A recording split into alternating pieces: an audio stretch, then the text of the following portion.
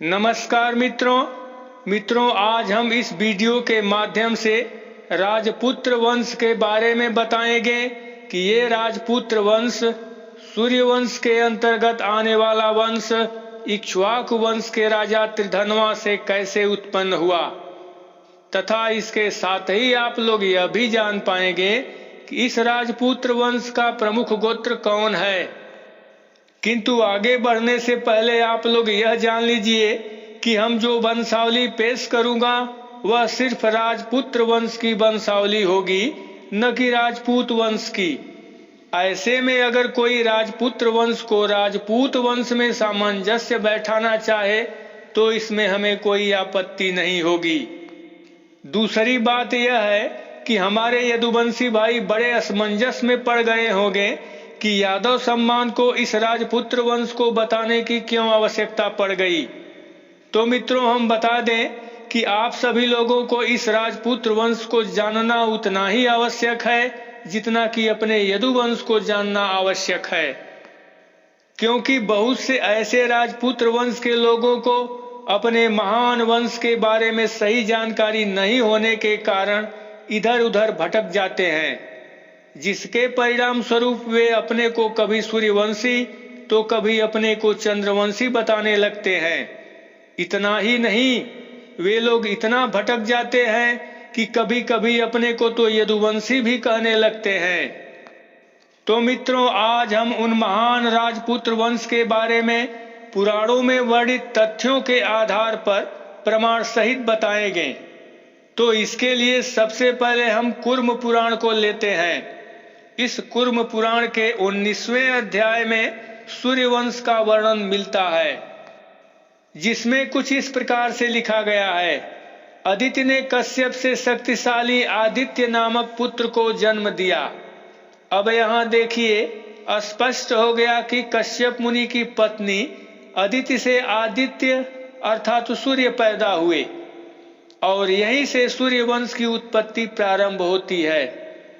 और जहां तक बात रही इस सूर्यवंश के गोत्र की, तो सूर्यवंश का प्रमुख गोत्र कश्यप गोत्र हुआ, क्योंकि किसी भी गोत्र की उत्पत्ति ऋषि मुनियों से ही मानी जाती है। इसको इस तरह से भी समझा जा सकता है, जैसा कि आप सभी लोग जानते हैं कि महाप्रलय के समय संपूर्ण जगत में जल ही जल विद्यमान था। उस समय केवल नारायण को छोड़कर कोई भी जीव जंतु नहीं बचा था।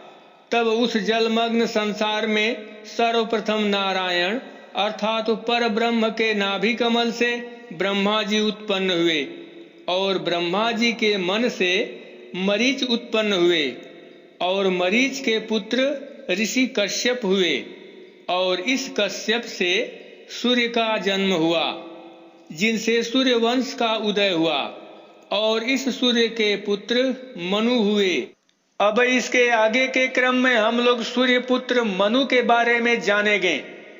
देखिए, यहाँ लिखा गया है कि प्रथम मनु के 9 पुत्र या कहीं कहीं पर 10 पुत्रों का वर्णन कुछ इस प्रकार से मिलता है। इक्ष्वाकु, नृग, धृष्ट, सर्याति, नरिष्यंत, प्रांशु, नभाग, दिष्ट, करुष और पृषद हुए। और मनु के इन 10 पुत्रों में से हम इक्ष्वाकु को ही लेकर आगे बढ़ेंगे, जिसमें से मनु के ज्येष्ठ पुत्र इक्ष्वाकु थे। इन्हीं इक्ष्वाकु से सूर्यवंश में इक्ष्वाकु वंश का उदय हुआ। इस इक्ष्वाकु के 100 पुत्र थे, जिसमें से विकुक्षी सबसे ज्येष्ठ थे और इस विकुक्षी के भी 15 पुत्र हुए, जिसमें से कुकुत्स सबसे बड़े थे और इस कुकुत्स के पुत्र सुयोधन थे और इसी सुयोधन से महाराज पृथु पैदा हुए, जिनके पुत्र विश्वक थे और इस विश्वक के पुत्र युवनाश्व हुए और इस युवनाश्व ने ऋषियों की कृपा से वारुणी नामक यज्ञ का अनुष्ठान करके अप्रतिम महान बुद्धिमान मानधाता नामक पुत्र को प्राप्त किया और मानधाता के पुरकुत्स, वीर्यवान, अम्बरीश तथा मुचकुंद नामक 4 पुत्र पैदा हुए, जिसमें से हम मानधाता के ज्येष्ठ पुत्र पुरकुत्स को लेकर आगे बढ़ेंगे। इस पुरुकुत्स के त्रसदस्यु हुए और त्रसदस्यु से संभूति, संभूतिका और अनरण्य हुए, जिसमें अनरण्य से बृहदस्व और बृहदस्व से हर्यस्व का जन्म हुआ। इसी हर्यस्व से त्रिधन्वा नामक पुत्र हुआ, जिनके नाम के आगे सर्वप्रथम राजपुत्र शब्द जुड़ा। और इसी के बाद से इनकी पीढ़ी के सभी राजाओं ने परंपरागत रूप से समय समय पर अपने को राजपुत्र भी कहने लगे, जो आज वर्तमान समय में यह शब्द काफी प्रचलित होकर एक वर्ग विशेष की पहचान स्थापित करता है, जो सूर्यवंश की शाखा इक्ष्वाकु वंश के अंतर्गत आता है। क्योंकि इस राजपुत्र शब्द का वर्णन इसी कूर्म पुराण के अध्याय 20 में लिखा हुआ मिलता है कि राजपुत्र त्रिधनवा ने पृथ्वी का धर्म पूर्वक पालन किया। उसका एक विद्वान पुत्र हुआ जो त्रयारूढ़ नाम से प्रसिद्ध हुआ। उसको यानी त्रयारूढ़ को सत्यव्रत नाम का महान बलवान पुत्र हुआ और सत्यधना नामक उसकी पत्नी ने हरिश्चंद्र को जन्म दिया। और इसी हरिश्चंद्र के बहुत पीढ़ी बाद राजा दिलीप हुए, जिनसे भागीरथ का जन्म हुआ। ये वही भागीरथ हैं जो गंगा जी को पृथ्वी पर लाए थे।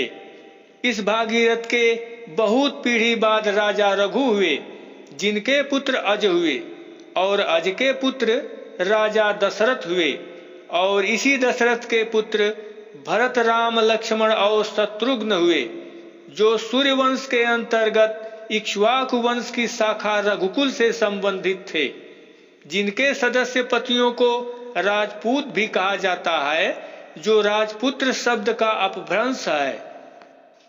इस प्रकार से देखा जाए तो इक्ष्वाकु वंश की वंशावली एक निश्चित पदानुक्रम सिद्धांत पर आधारित विशुद्ध वंशावली है, जिसमें आने वाले प्रत्येक सदस्य पति सूर्यवंशी हैं, जिनका संबंध चंद्रवंश से कतई नहीं है।